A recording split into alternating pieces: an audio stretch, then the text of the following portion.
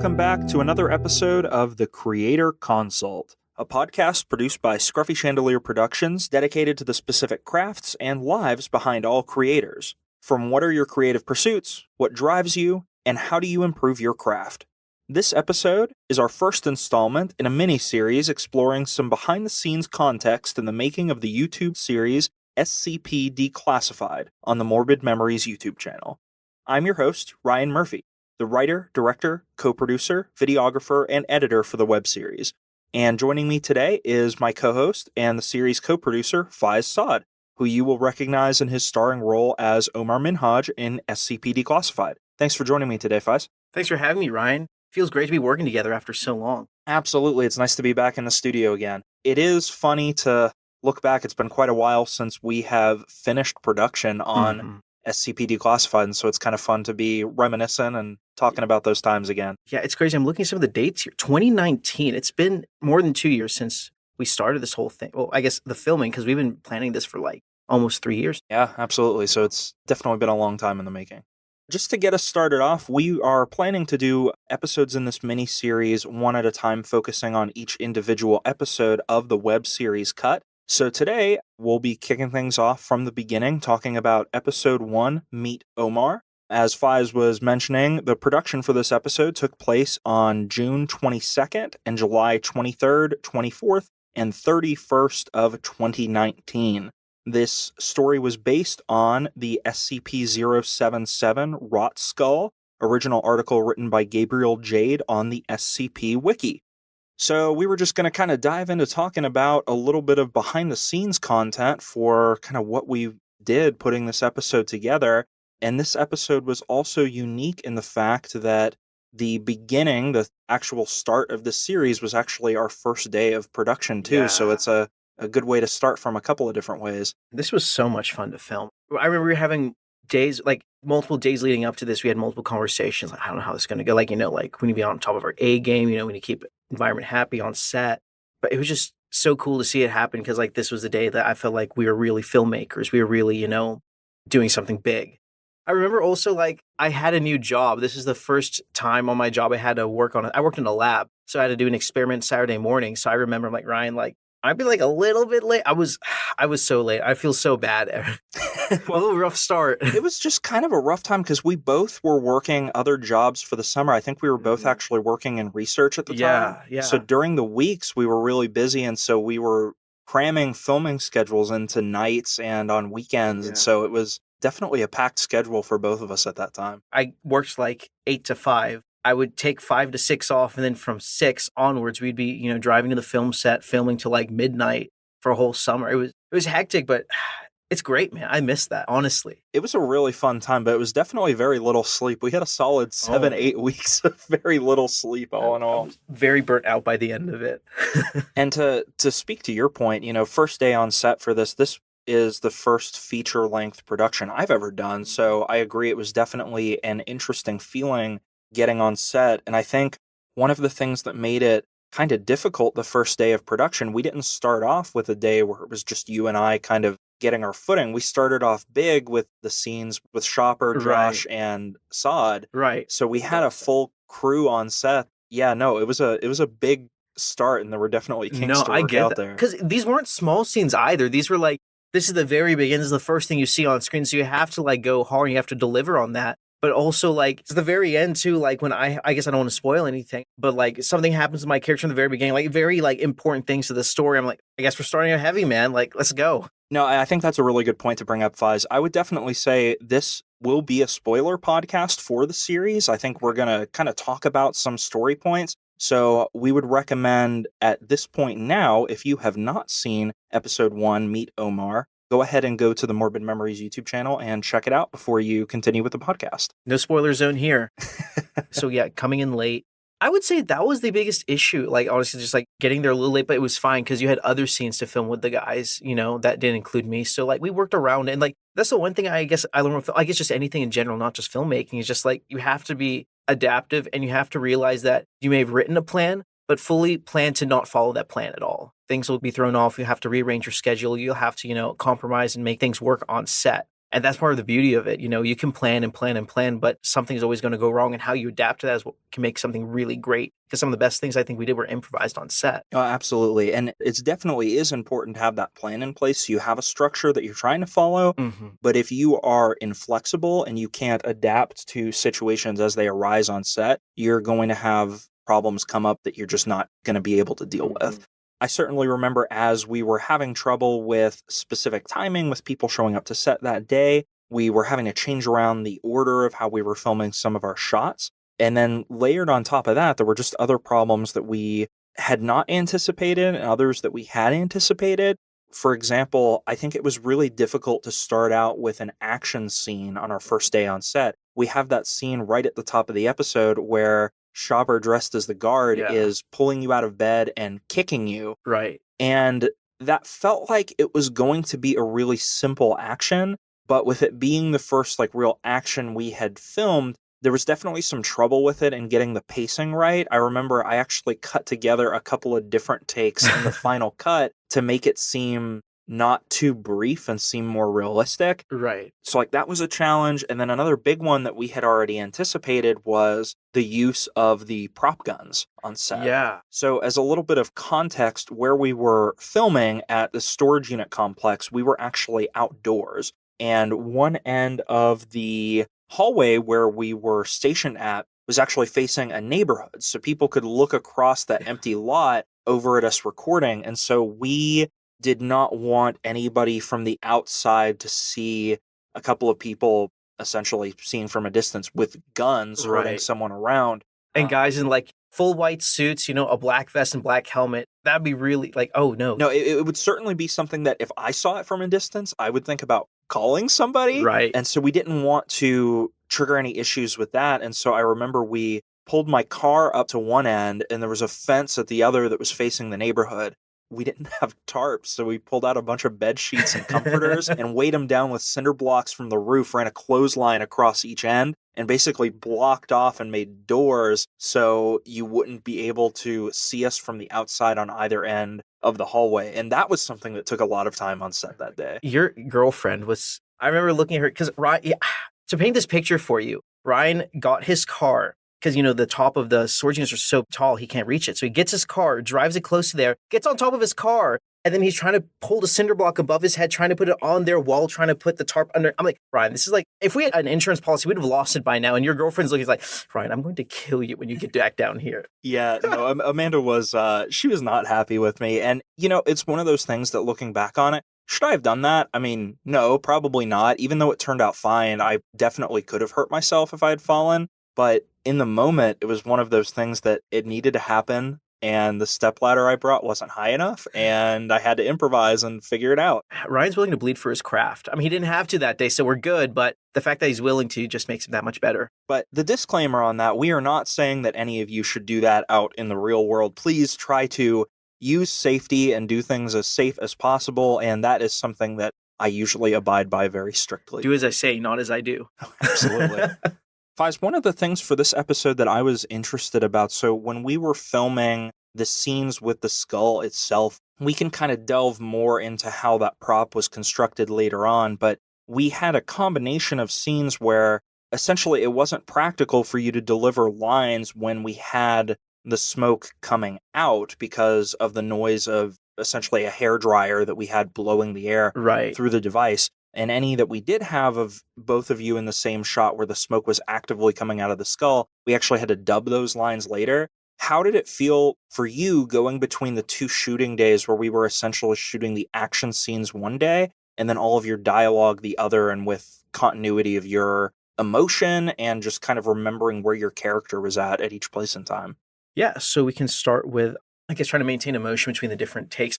So I've been acting since I was 5 years old, but I haven't been doing film until 2018. When you're acting on stage, it's a little different. You act, you give your performance, it's live, that's it. With film, I have to keep giving the same intensity performance every time, and you have to do things over and over again. And maintaining that emotion, that body position, all the subtleties, maintaining that take after take, it's hard. I'm not going to lie. It's hard at first. I mean, for me, this was my second project. I'm still getting used to it. And the first thing I did was a short film. So it's nowhere near as intense or as long as this. I just got better over time. I mean, we shot for 8 weeks. Well, I guess, and then more because we had to film later in the fall. You just get better with time. It's just practice.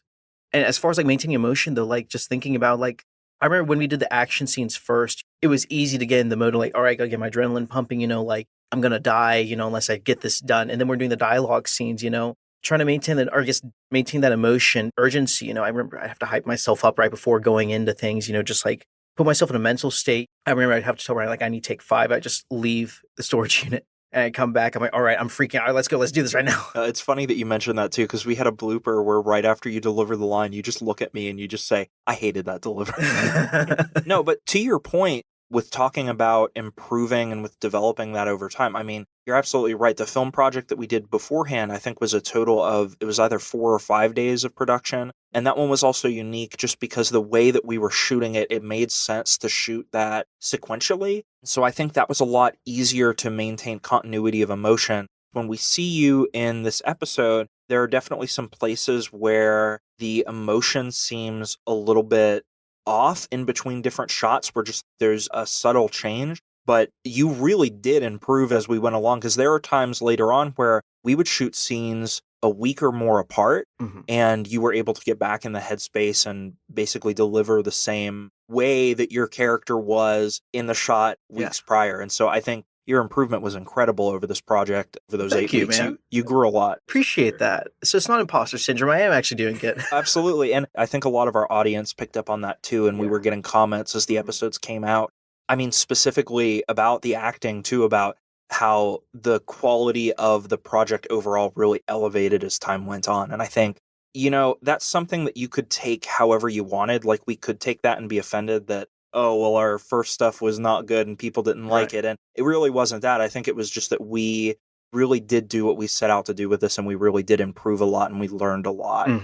But kind of on that note, there are some certain points that I wanted to make sure that we hit and we're kind of talking about. So for each episode going forward, we're going to have what we call the top 5 behind the scenes facts, where we're just going to talk about a couple of things that you might not have known about the project that Faaiz and I kind of handpicked these facts and we thought would be interesting to share and discuss about a little bit more. Faaiz, let's give you the honor of teeing up fact number 1. So we had to pick a really big fact for this one, being the first one of the series and all. And so we'd like to talk about the first music you hear in the beginning of the first episode. I didn't think it was going to be this hard to pick. Like, I remember we were going at this for quite a while. We felt like this was a super important choice because, I mean, like, this is your first impression of the series.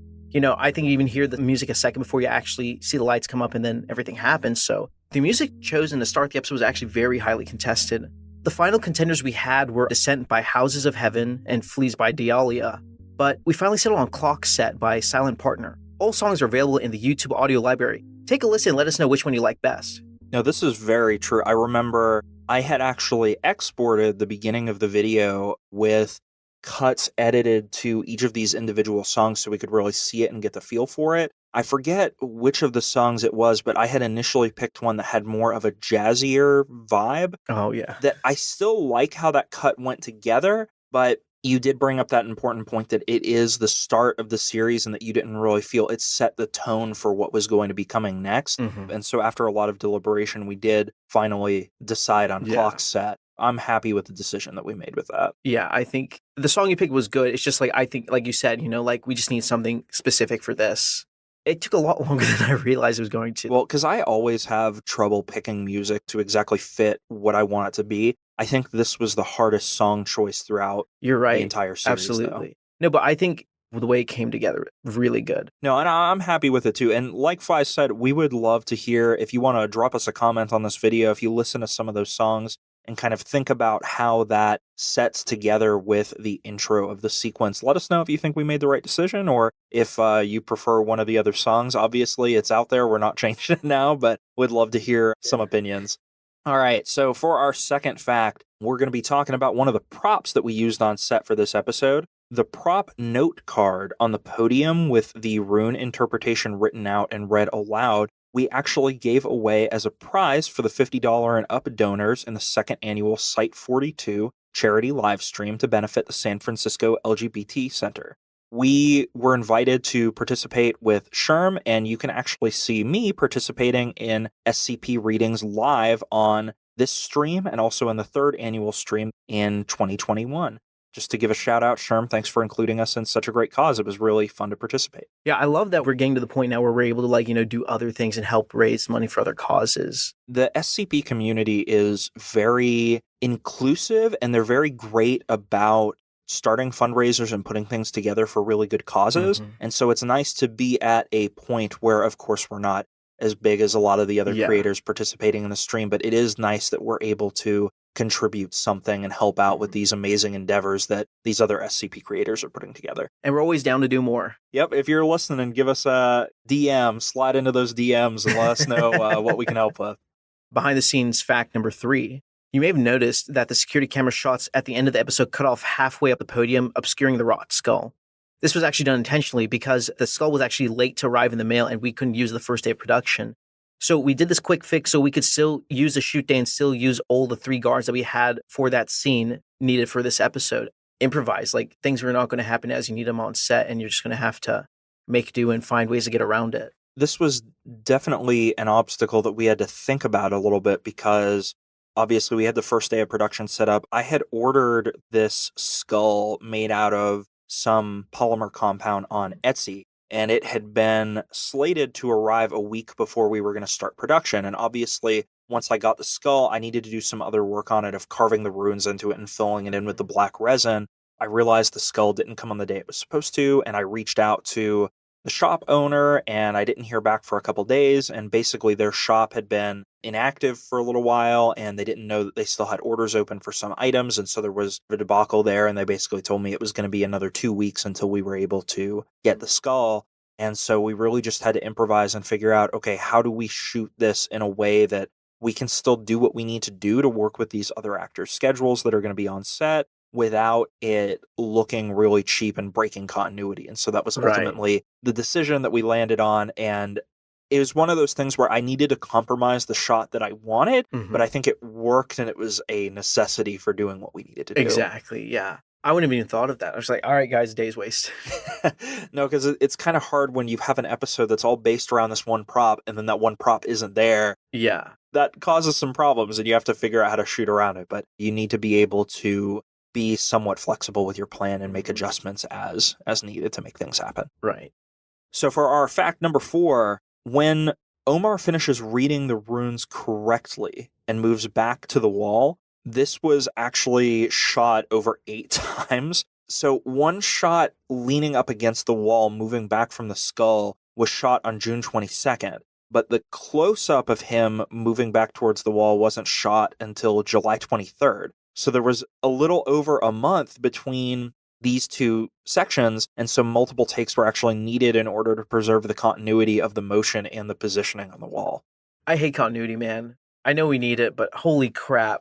I can't do things in one take. Like 8 takes, just lean back, close up. All right, we're done. Well, and it was also tricky because you were positioned with your eyes forward, and so you were moving back blindly, and you needed to land on the same place in the wall in the same way that you did before. You might think that sounds really easy, but it's one of those things that pops up, and it's a lot more difficult to do practice. You know, it was something a lot easier than I thought it was going to be? Maintaining continuity for my beard. Because that was, when we were thinking about continuity, that was the one thing, like my physical appearance, because we were spending so much time in between, shots. I was worried I was going to look the same. So I was always like taking pictures of myself every day, making sure everything still looked the same. And sitting down was the part of continuity I had trouble. No, it's funny because especially considering how we broke up the shots for a lot of these episodes over the course of, like we were just talking about here, a month. Yeah, you kept your beard very consistent. I didn't shave for 3 months. Like, it was starting to become an issue at work. I'm in a movie. What can I do? And it was nice that the last shooting day that we had to plan for October, that was at least a day where you did not have to have the beard for the end of the movie, so you didn't have to wait. That would have been rough, because I started having other job interviews and stuff coming up around that time, and I was like, I can't have this. This has got to go. The 5th behind-the-scenes fact, one of my more favorite parts of the episode. For filming testing with SCP-1079, Dr. Wondertainment's Bubble Bath Bonbons, the box was custom designed and printed on cardstock. The candy was taken from bags of assorted colored dollar store mints, and the secretions were achieved using multiple bottles of liquid Pepto-Bismol. That was one of my favorite scenes to film, because essentially for the second part of that scene, I just got to douse you in bottles of Pepto-Bismol, And then to wait for it to be filmed, you had to hold that big mouthful of Pepto-Bismol to spit all over yourself. I will never forget the taste of Pepto-Bismol after that day. I enjoyed filming, but I honestly think that's the one day I'm like, why am I doing this? I was second guessing everything. I was just covered in pink, man. No, that was a rough one. And because we also shot that, I think it was close to midnight. We shot that on the final day that we needed your costume because we knew that we had to douse your undershirt in the Pepto-Bismol. Right. And then we also knew that you still needed to have the jumpsuit around your waist. Right. And so I know we were worried about dripping Pepto-Bismol on the jumpsuit and ruining it. So we planned that shot to be the very last shot that you filmed in the orange jumpsuit. That's right. I totally forgot that was the last day. You saved the worst for last, too. Yeah, because we shot the tomatoes on the same day, and I remember that one was funny because to be able to have it shoot off the table at you, we couldn't figure out a way to do that. So what we did is we reversed the clip, and what I did is I took the tomato and I tried to throw it at the exact same spot on the table, and we cut that together real quick, and because it was moving at such a fast frame rate, it made sense cutting the frames together so it looks like the tomato just leaps off the... Right, but the part where the tomato was actually hitting me, that was so much fun to film. Because that wasn't one take either. We were having issues where we missed you a couple times, or I'd flinch. The tomato didn't hit you in a place that looked visually appealing on camera. And so I think we lobbed tomatoes at you like at least 5 or 6 times. Yeah. This was Ryan's stress relief for the film. He's just like, last day, just let's get out all the crap Faaiz gave me.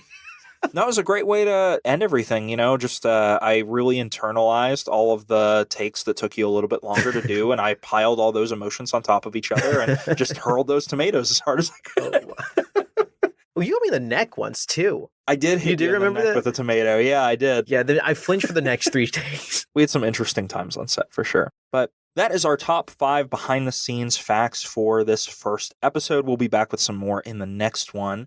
We also have a very special treat. We are trying to get actor interviews from some of the episodes in these episodes of the podcast, and we are fortunate enough today to be joined by Josh Monis, who plays one of the Foundation security guards in episode 1. Josh, thank you for joining us today. Not a problem, buddy. Happy to be here. So we actually chose you for the movie because I had known that you actually had some experience as an actor prior to this production. Can you tell the listeners at home a little bit about your prior acting experience? Yeah, so largely outside, of course, from the education system, middle school and high school, I was also part of a small independent theater group for a number of years growing up. And as a part of that, I was given the opportunity to participate in a small independent film that was produced back in 2010.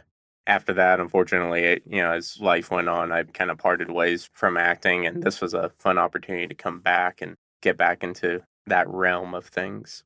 Well, we were certainly glad to have you on the production and really appreciate all your help bringing this project to light. You certainly did a great job in your role as the guard.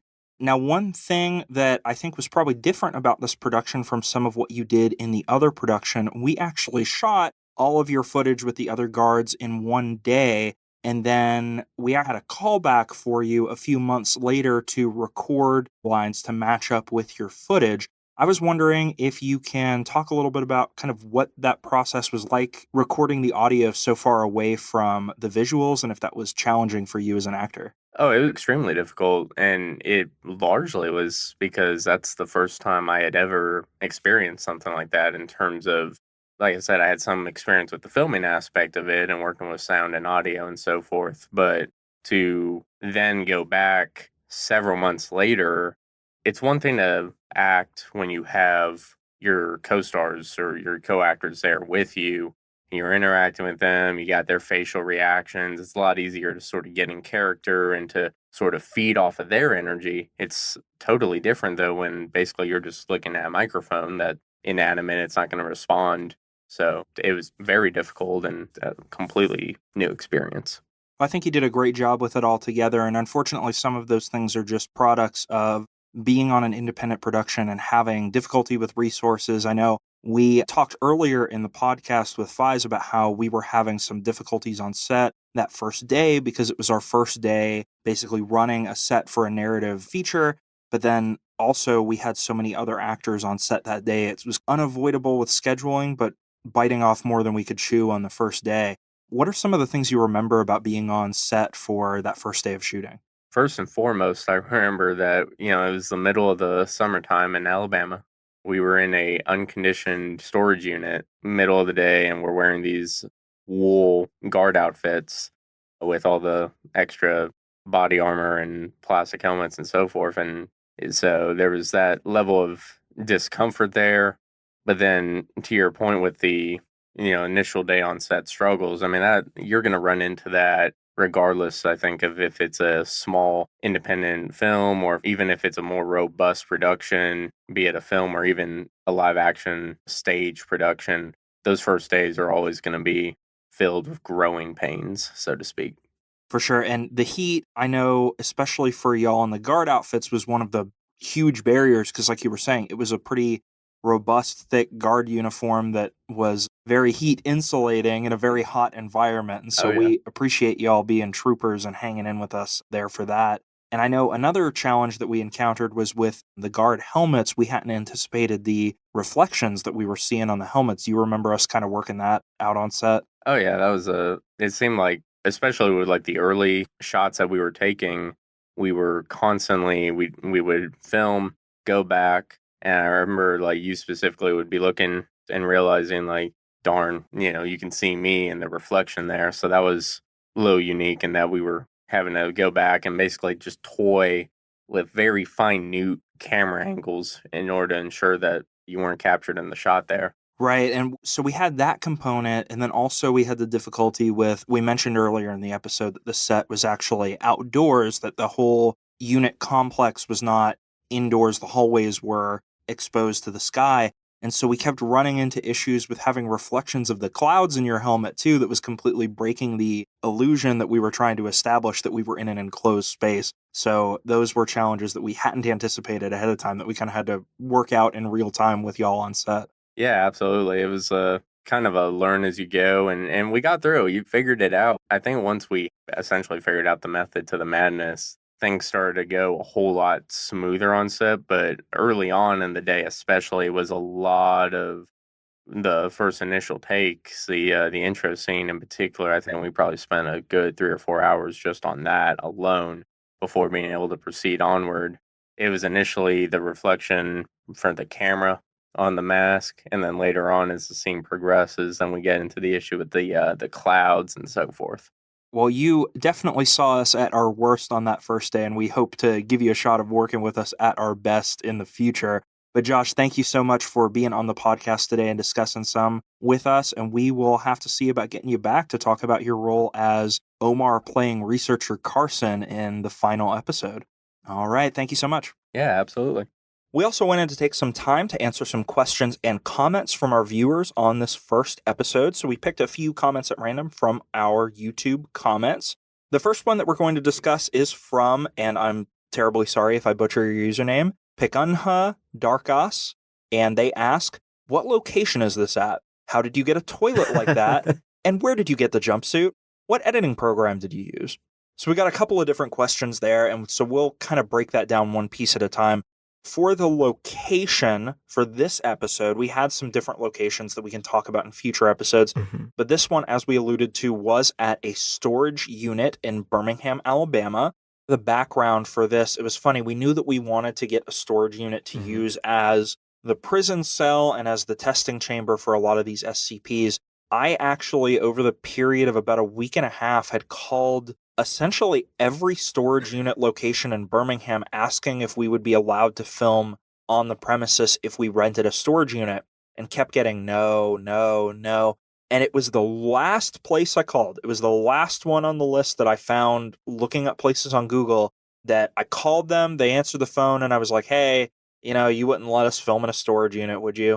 And the guy pauses and he said, well, I don't see why not. How about you come down and we'll take a look at it? Couldn't believe it. Hopped right in my car, drove down. I remember you were actually going on vacation somewhere. You were in an airport, I think. and I called you because they had one unit available for us to rent. And I called since we were co-producers sharing the money on this. And I was like, hey, so I've got this. I think I need to sign right now because I think this is our only option and I think it's going to work. Yeah, and I remember I was in Boston. Yes. That was it. Okay, yeah, that's what it was. I remember the phone call exactly. I was like in the airport. I was like, right, I'm going through security. What's going on? Well, because I felt bad because I was like, this can't wait. I've got to do this absolutely. right now. I was worried because I thought we weren't going to get this because like that was pretty late. We had everything together except for a place. It was getting to the point where I was like, I don't think this is going to happen, you know? It was nice because this place also had all the essentials that we needed. Mm-hmm. It looked the part. It was the right size. We had to have plugs to be able to plug in lights and some of the other equipment. And of course, a commodity that we wanted was air conditioning that we did not get with this storage unit. But it was not a necessity, and we powered through, and I'm sure that'll come up some more later on, too. Actually, Ryan, to interrupt you real quick. The AC was a necessity that we were unable to get. I don't know if you guys have been to Alabama, but the summers here get hot. Now imagine that in a storage unit, just gets even hotter. It was like over 100 degrees at some points. And like, shout out to all the actors that had to go to that and stay there and stuff. Like Peyton especially. I remember there's some nights, we had Peyton there. She was like, we were all drenched in sweat. And to be fair, I also had it really easy behind the camera where I could wear my shorts and a t-shirt and I could be in pretty light clothes. Gosh, everybody that was on set in a guard uniform and sweats and the guard armor, I'm still so sorry for putting you through that because that was a lot. That was very warm. Real quick, just to address the other questions, for the editing program that we used, I did edit everything in Final Cut Pro. I do use the Adobe Suite sometimes, but Final Cut Pro I just find more sustainable so I don't have to pay for the subscription cost, and I'm pretty comfortable with a lot of the plugins and things for that. As far as the furniture, most of that we got thrift store shopping, but since we were on a budget as well, we tried to get things for free as much as we could. Mm-hmm. So the bedpost I actually picked up from a Craigslist ad. So like the bed frame we had picked up and we got that for free. The little end table we got for free from a thrift store that was going out of business. Right. The desk itself, I think I paid $15 for going to an old hotel, answering a Craigslist ad and taking that out of a hotel room. And then, of course, the centerpiece, the toilet. We did get a toilet for free, and then a couple of days before production, we had an incident where the top part of the toilet fell and it shattered. And so, shout out to Amanda. She actually went to, I believe it was a Home Depot or a Lowe's, found that they had a toilet that somebody had returned because they couldn't get the water to hook up to it correctly. Interesting. And so she actually got that for, it was either $15 or $20. And so we took that and spray painted the whole thing, and obviously spray painted all the furniture so it would match. And yeah, that's kind of how we made the Omar bedroom set. It's crazy how, we make a whole movie, we show all these things. And the one thing everyone asks me, Faaiz, where'd you get the toilet? That's the one question everyone asks me. And then the next question, why isn't there a sink? What do you do? Which we address later in the series. Yes. And of all the props, we definitely got rid of a lot of props from the show after we knew that we weren't going to have to do any reshoots just for space purposes. But you better believe that toilet is still sitting in my apartment. I don't know that I'll ever be able to part with that dear, dear treasure. That's his throne. Oh my goodness. We need to make a crown with like toilet brush wands or something and give it to you while you sit on there. I could be an SCP. All right. Our next question is from YouTube username Funnyman, and more of a statement rather than a question. Funnyman says, D-Class are executed after a month. So mostly correct. But there are some documented cases of exceptions occurring. For example, D-Class personnel trained in reading SCP-077 runes, and even D-9085 as well. But that's for a reason you'll find out later in the series. This was definitely something that we thought about, and it was also a motivation behind using SCP-077 first, so that even though we had our own scripted reasons as to why D-9085 was kept around for longer, it was nice to already have a pre-established reason for him testing with these runes, that since he had gone through the training, they wanted to keep him around for longer to be able to basically reset the cycles. So it was kind of nice to have that built-in reason. And of course, as any SCP creator will tell you, there is no SCP canon. You are able to do whatever you want inside that universe to fit your story. There is no accepted canon that goes between all of the different stories. Basically, it's a sandbox that you can do whatever you want, but I know there is a portion of the community that really likes having that grounded continuity, and so that was something that we wanted to try to incorporate as much as we could to essentially not just please fans, but also to make our story, we felt, more grounded and more Right. easy to accept in the content that was already out there. Right. Our next question is from YouTube username Christy Stevens, and Christy asks, what is the Latin? Christy, I assume that you're referring to the gibberish that we have D9085 speak for the runes on the skull. And so, just to give a little background to the writing process for this, yeah, I just wrote something that sounded cool and that would sound kind of demonic to be able to read aloud. There wasn't really any specific rhyme or reason to setting this up other than I liked the ring of how it sounded. He also wanted to make it as difficult as possible to dub in post. No, and it definitely was a bit over the top and a bit of a nightmare, but I felt like it also needed to be complex since you would have had to go through so much training to be able to say it. Right. And, I had played with the thought of trying to delve into some older languages and trying to write it from that, but I kind of go back to my experience writing for a video that we did for SCP-957 a while back, where I basically constructed their language that they used to communicate with each other between some fake words that were already established in the file, and then just creating a continuity of words from conversation to conversation. And it was something that, I made up everything on the spot and it fit together. And for the most part, our comments on the video were very positive, that people liked how it turned out. And so I figured rather than overthink it, I just kind of went off the cuff and put this one together as well. All right, and then our last question, also from Christy Stevens. Christy also asks, did y'all warn the storage unit managers? I can only imagine what they were thinking watching the security feed if you didn't. Ryan told me that he did. Yeah, no, we definitely talked about it ahead of time, and I gave them a heads up that we would be shooting right outside of the unit in that little hallway towards the back of the complex where we were. Right. So they were aware that we were shooting. They were aware of what was going on. There was actually one point where somebody from the storage unit office came around in that little golf cart, and they pulled up, and it wasn't one of the two that I had communicated with previously. Right. And so he parked the golf cart and he started coming up to us, and I was like, oh no, is he going to shut us down? And he walked up and he said, y'all having a yard sale out here? And I said, oh, no, we're not doing that. We're filming a little production that I spoke with the office about. And he said, great, you're not allowed to have yard sales out here. Whatever else you do, I don't care. He got in the golf cart and he drove away. So that was a good time. It's a good thing we weren't filming a yard scene. That might be a little hard to explain. Yeah, no, that's a good point. Well, it's funny that you mentioned that, because the other thing that was hard to explain is one of the other rules was you can't live in a storage unit. You can't have that be your place of residence. So when we had it set up with the bed and the desk and the toilet, that was something that I had to explain to them of, hey, if you go into the storage unit, you're going to see these things. I promise that we're not living there. This is dressing for the set. And so that was something that was also difficult to explain. I love these conversations you keep having to have with No, it was a funny time. A lot of very awkward, strange conversations to put this thing together. Oh my goodness. Yeah, speaking of awkward conversations, I remember when we were trying to promote the film and trying to, get SCP Instagram pages, put us on their story or something, maybe give us a shout out. I sent the trailer and everything to this guy. He looked super into it, had a really cool page, and then he just sends me a message. I don't care. I was like, all right, here's my work. I'm done. I'm opening myself up to you. I don't care.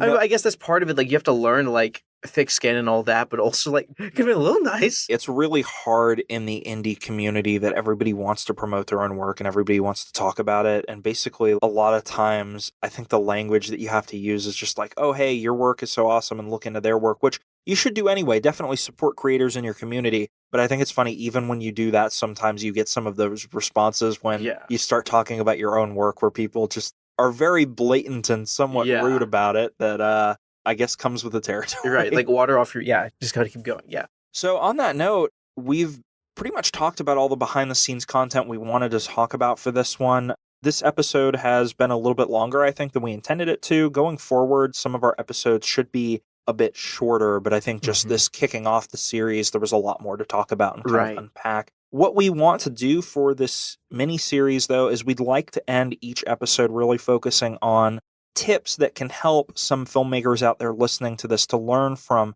our experiences of basically just kind of a tie-up last learning point that we wanted to talk about from filming this episode. So Faaiz, what was your main takeaway from the experience of recording episode 1? I think the big takeaway for me was sound checks. I remember a lot of the audio from the first day. We weren't able to actually do a sound check on set, but from using your equipment, you're like, okay, I think these are the settings. But when we got to set, we tried to, I remember there's a lot of issues with the audio settings, but you didn't realize on set when you came back, that's when you realized. So I guess like just doing audio checks on site, there's nothing better than actually doing it on set, making sure it's all good. I know it takes a little extra time, but at least for the stuff we've done since then, we've done audio checks on set, a day before filming, and it's helped us out a lot. That's a really, really good point. Audio really is king. Video is one of those components where if you lose some of your video quality, but your story is good, people a lot of times will overlook that. If your audio is trash, though, it's something that is assumed to be something that's going to be good, and so a lot of times people won't overlook that. And so we definitely have segments in the series where the audio isn't as good, and, going forward, it's something that we really focus on.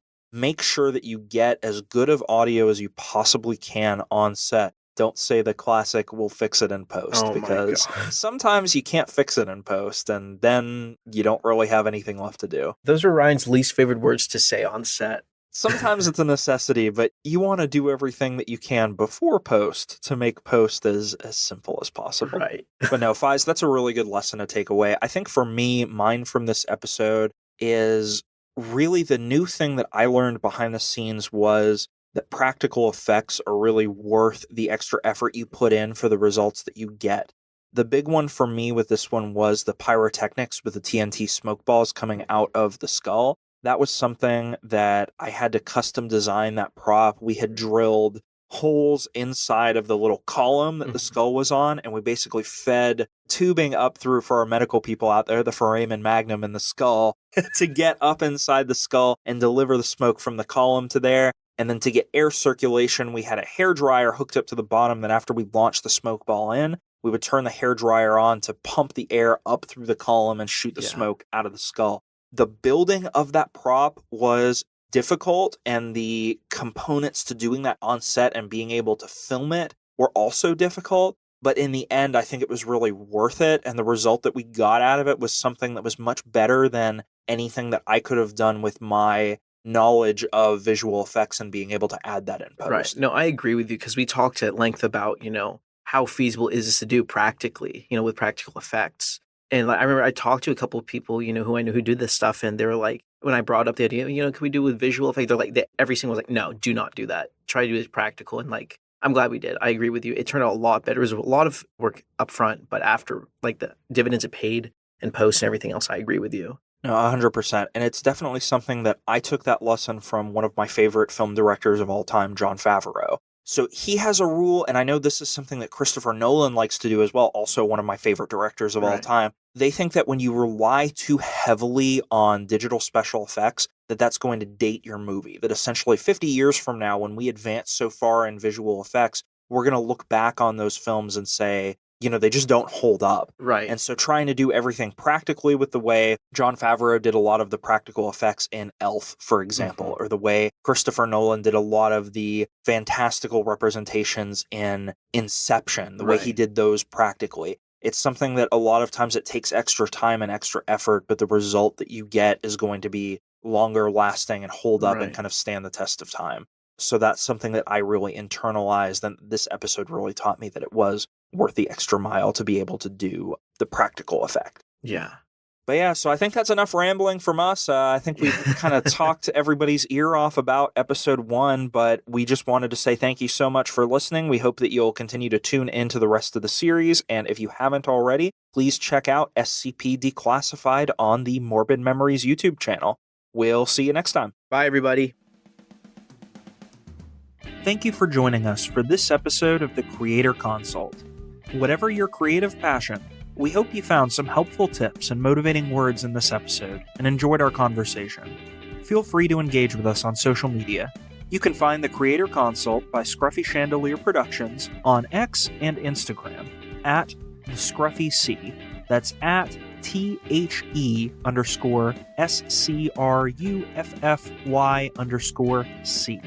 at the Scruffy C. Join the Scruffy Chandelier Productions Discord server to join behind-the-scenes conversations for creators or regarding other Scruffy Chandelier Productions content. You can also join the conversation in the video comments on my YouTube channel. All the links can be found in the episode description below. Now get out there and learn, create, and enjoy your passions. And we'll see you in the next episode of the Creator Consult.